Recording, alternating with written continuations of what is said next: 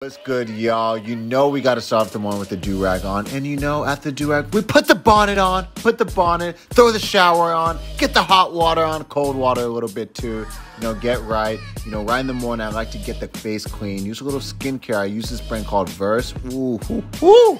That shit good.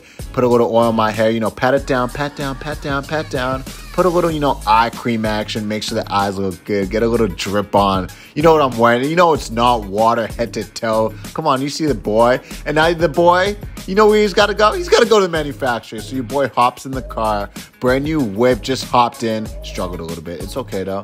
Hopped in, and then I'm off.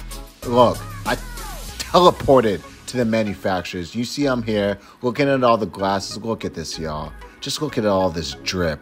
Just take a moment and look at it. Would you look at that?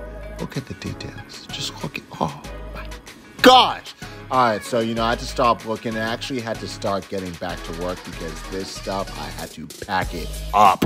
So once I packed it up, I'm not going to lie, y'all, it was a little bit heavy. Your boy was struggling, but I've been lifting hella weights. So I packed it up and I packed it up.